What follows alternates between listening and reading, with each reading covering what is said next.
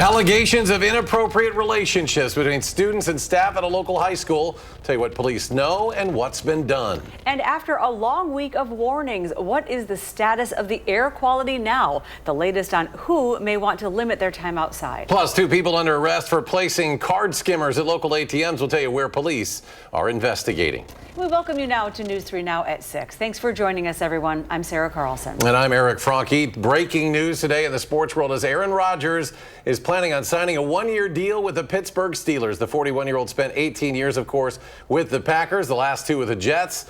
Rodgers expected to attend a mandatory minicamp next week. It was 2 snaps into the 2023 season that Rodgers tore his Achilles tendon, ending his first year in New York. He did play for all of the 2024 season. The Channel 3000 Packers senior writer Jason Wilde had comments on his return from that injury.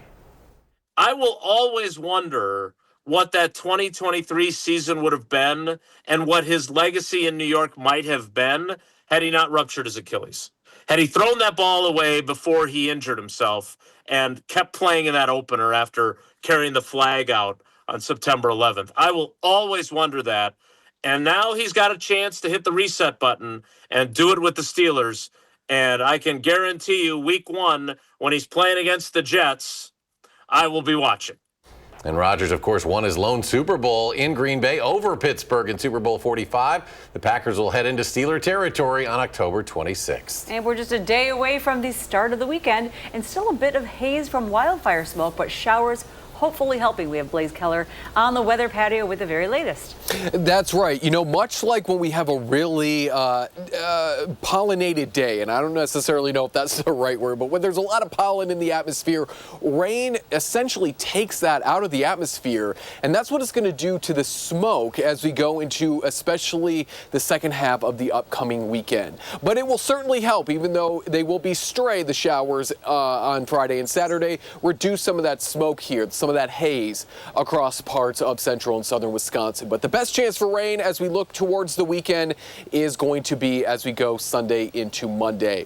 Right now, we do have a thicker plume of smoke overhead, but that is going to continue to push its way back west as winds turn out of the east and then eventually out of the south as we go later Friday into Saturday. So much like today, we'll see a little bit more blue when we're looking up at the sky, and air quality will remain moderate, much like it is now into Friday as well. We'll track out the rain chances Sunday and Monday and talk about our temperatures next week in the full forecast. Thank you, Blaze. And now to Sun Prairie, where police are investigating staff members at their West High School for, quote, inappropriate relationships with students. Now, yesterday, police released a statement about the investigation. Our Tanisha Shaw talked to Sun Prairie's police chief and is breaking down what we know. I would want to know. The Sun Prairie Police Department is investigating students and staff after they heard about possible, quote, inappropriate relationships at Sun Prairie West High School. We want to determine the scope of this investigation. We've got a pretty good idea. Police and the school district sent out letters Wednesday telling the community about an active investigation. Chief Karen Rourke said he can't specify what the allegations are or which staff members are involved. We've got a pretty good idea of the people that are involved. But for the exact number, it's too early to tell in the investigation to determine that. Chief Rourke told me he first found out about these allegations last week. He said he decided to release the information to the public Wednesday to see if there are any more victims involved. Sometimes when you have to weigh when you can alert the community so it doesn't jeopardize the investigation. When you put out information to the community, people watch the news, people do things, and that may affect the investigation. I also asked the chief if this investigation is only involving Sun Prairie West students or students from the entire school district. There's a lot of times that students play sports at multiple schools. There's a lot of people that go from, different locations throughout the school district.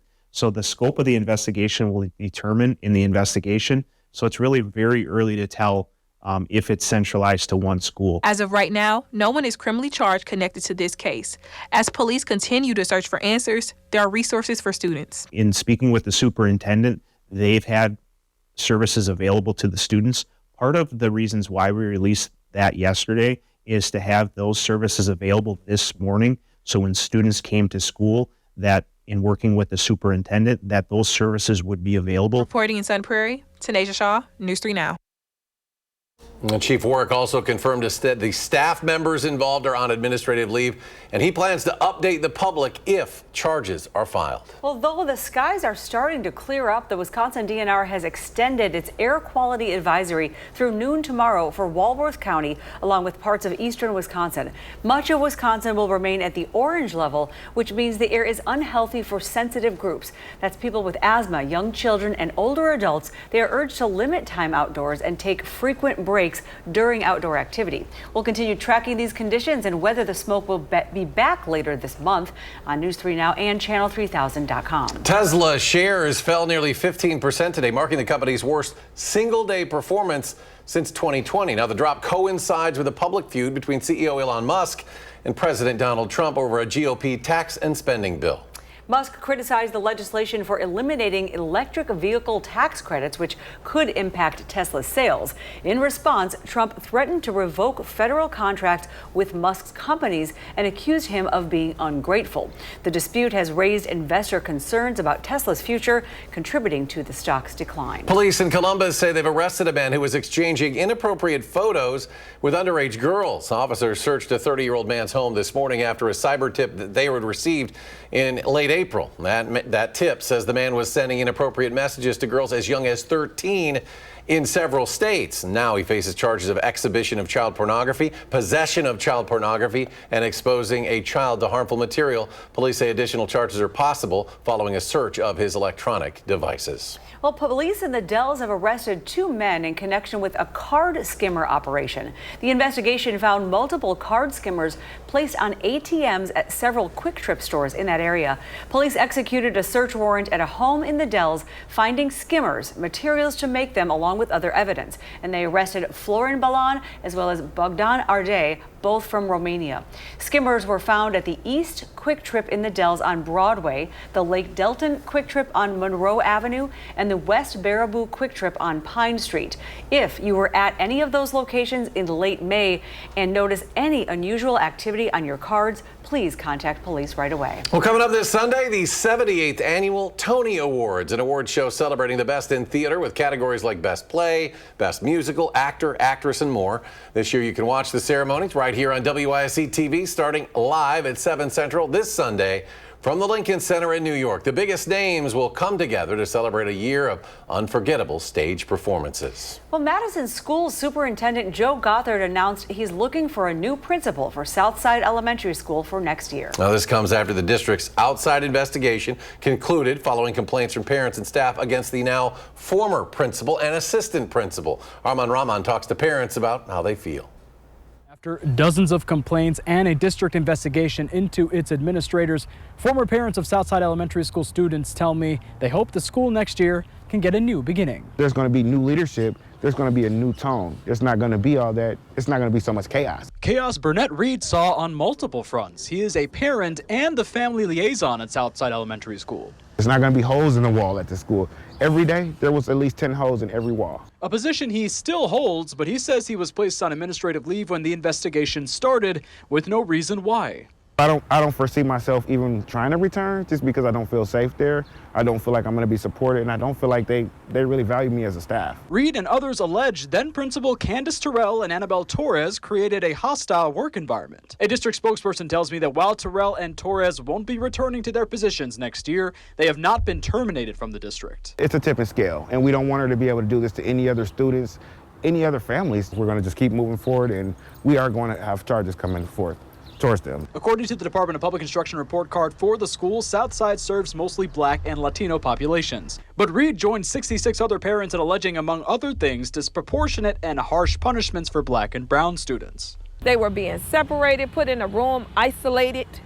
That's what they do to you in jail. Andrea Shorter Amos was one of those parents. She said her daughter was denied the requirements for her IEP and felt isolated and severely bullied. She was willing to take her life at this school. But now she's in 6th grade at Senate Middle School. She has a better comfort zone with the teachers that's in her present right now. Reed's daughter is about to graduate elementary school. My daughter, she loves that she's not at that school. Both say they now feel future Southside students can now focus on being students. Their ability to grow in school now is that much bigger. Reporting in Madison, Arman Rahman, News 3 Now. And News 3 Now tried reaching out to Terrell and Torres and have not heard back.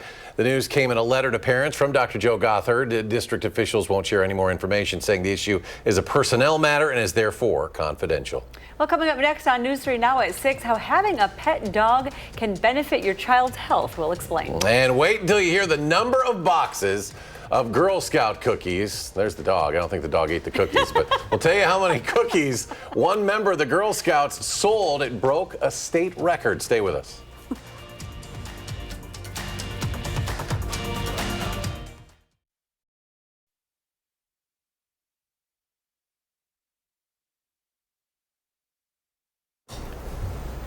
Well, it turns out if you have a dog, it could be helping protect your child's skin, of all things. A study by the University of Edinburgh found children who were at risk for eczema were less likely to develop the condition if they lived with a dog. We get to look at cute dogs.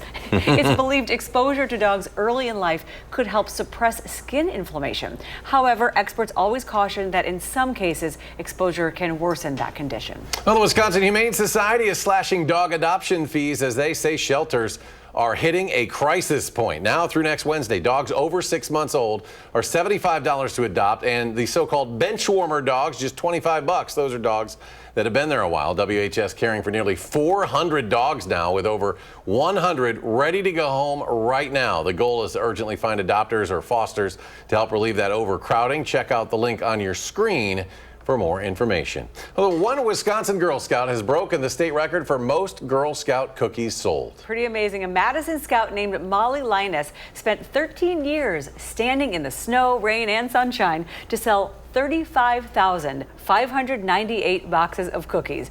To put that into perspective, our producer did the math. It's about 1,500 cubic feet of cookies, enough to fill 2 school buses with the seats out. How about it? Molly, congratulations, estimates that as many as 700 hours were spent selling those cookies.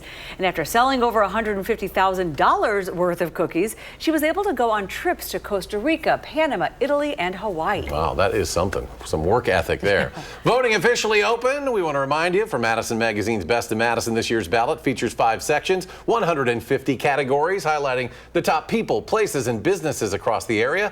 You can vote once per category now through June 30th. Last year, over 29,000 people took part. Winners will be featured in the October issue of Madison Magazine. To see all of the categories and cast your vote, head to channel3000.com. Click on Best of Madison right there at the top of the page. Well, still to come on News 3 Now at 6 as we enter the height of severe weather season in Wisconsin, why some of the most important jobs at the National Weather Service are vacant in the state and what's being done to change that. And we're back next. A complete look at our first warn forecast, checking out the rain chances as we head to the weekend. Straight ahead, News 3 Now at 6.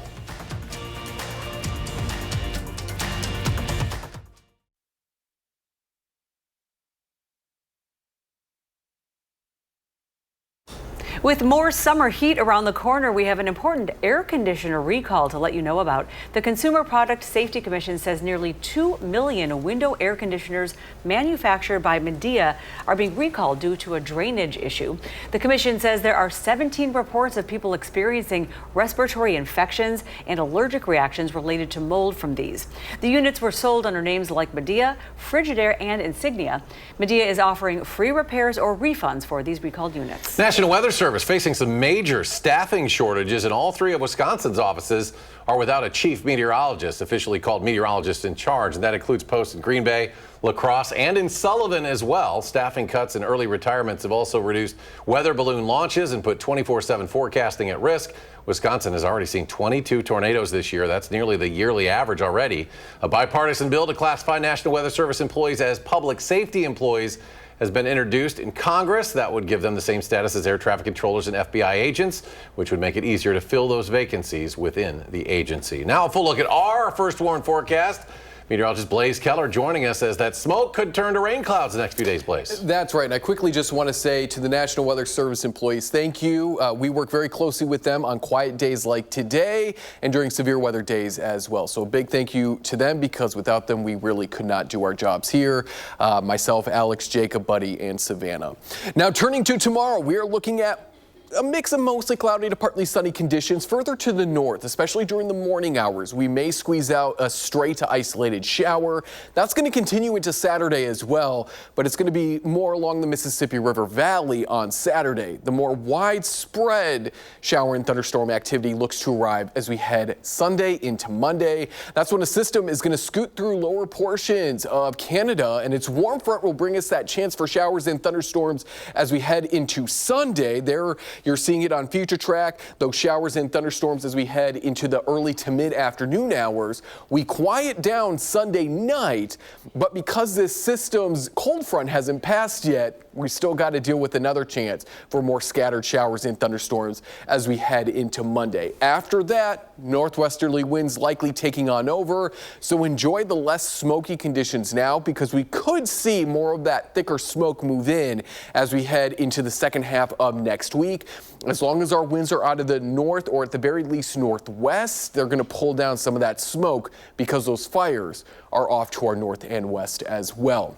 In terms of rain totals over the next 7 days or so, northern Wisconsin likely to get most of that rain. The Blues at least 3/4 of an inch to an inch of rain.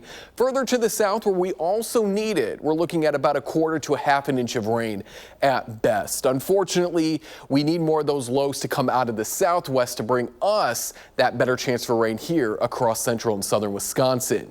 Now, this came out yesterday, the latest drought monitor conditions showing while the moderate drought conditions mainly along the Illinois and Wisconsin state line haven't expanded from last week to this week, the abnormally dry conditions have increased out of 30% to now nearly 50% of the state. So this rain that will be coming in, especially across northern Wisconsin, is some good news, but we could certainly use that here across southern and central Wisconsin. And we will get some rain, but we could likely use what they're going to be getting over the next 7 days across northern Wisconsin further south. But we'll take the rain when we get it. Unfortunately, it's coming around the time that I think a pretty big event is happening. But the good news is most of that widespread rain is going to hold off Sunday into Monday. So if you're going to be heading out to the AmFam tournament on Friday or Saturday, just take the umbrella.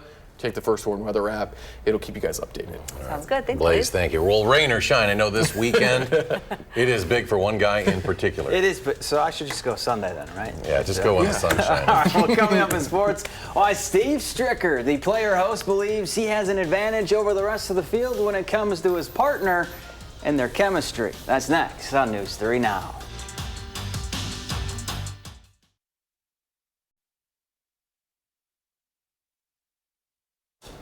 We're under 24 hours until this year's AmFam Championship tees off for the first time at TPC, Wisconsin. And like it always is, it will be a family affair for Steve Stricker. The 2023 AmFam champ is teaming up with his brother-in-law, Mario Tiziani, this week, part of the new team format. And these two, well, they've already got a leg up on the rest of the field when it comes to their chemistry on and off the course.